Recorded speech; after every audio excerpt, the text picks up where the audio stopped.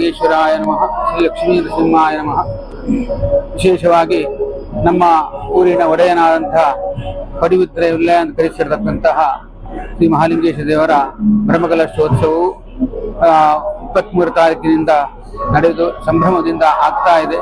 ಬಂದವರಿಗೆಲ್ಲರಿಗೂ ಕೂಡ ಅನ್ನ ಸಂತರ್ಪಣೆ, ಹಾಗೆ ಎಲ್ಲರಿಗೂ ಕೂಡ ಭಗವಂತನ ದರ್ಶನ ಇದೆಲ್ಲ ಆಗ್ತಾ ಇದೆ. ನಿನ್ನೆ ದಿವಸ ದೇವರಿಗೆ ಬಂಗಾರದ ಪಲ್ಲಕ್ಕಿ ಅರ್ಪಣೆ ಆಯಿತು. ಇವತ್ತಿನ ದಿವಸ ಅಶೇಷ ಎಲ್ಲ ಭಕ್ತರಿಂದ ಹೊರೆ ಕಾಣಿಕೆ ವ್ಯವಸ್ಥೆ ಆಗ್ತಾ ಇದೆ. ಎಲ್ಲರೂ ಕೂಡ ದೇವರಿಗೆ ಬೇಕಾಗಿರ್ತಕ್ಕಂಥ ಅನ್ನ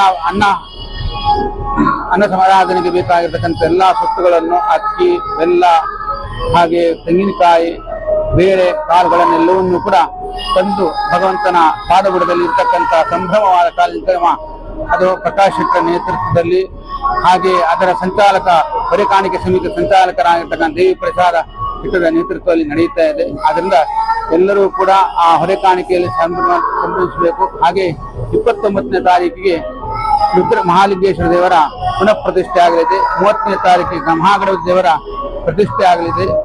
2ನೇ ತಾರೀಕಿಗೆ ಇದೆ ಚತುರ್ಥ ಸ್ಥಾನ ಅಂತಿರುವಂತಹದ್ದು.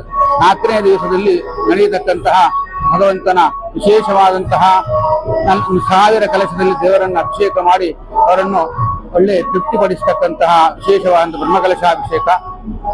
3ನೇ ತಾರೀಕಿಗೆ ಮಹಾಗಣಪತಿ ದೇವರ 300 ಕಲಶದಿಂದ ಅಭಿಷೇಕ ಮಾಡಿಸಿಕೊಳ್ಳತಕ್ಕಂತಹ ಮಹಾಗಣಪತಿ ದೇವರು. ಈ ರೀತಿಯಾಗಿ 10 ದಿವಸ ಸಂಭ್ರಮದ ಕಾರ್ಯಕ್ರಮ.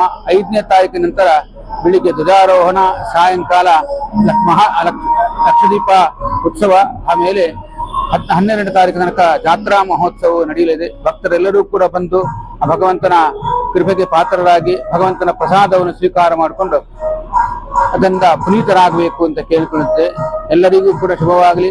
ಎಲ್ಲ ಭಕ್ತರಿಗೂ ಕೂಡ ದೇವರ ಅನುಗ್ರಹ ಆಗಲಿ, ಲೋಕಕ್ಕೆ ಕಲ್ಯಾಣವಾಗಲಿ.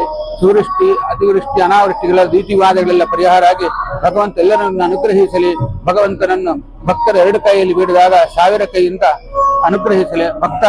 ಭಕ್ತರ ಕೈ ಮುಗಿದು ಕರೆಯುವಾಗ ಭಗವಂತ ಈ ಪಡಿವಿತ್ರೆಯ ಈ ಆಲಯದಲ್ಲಿ ನೆಲೆಗೊಳ್ಳಲಿ ಅಂತ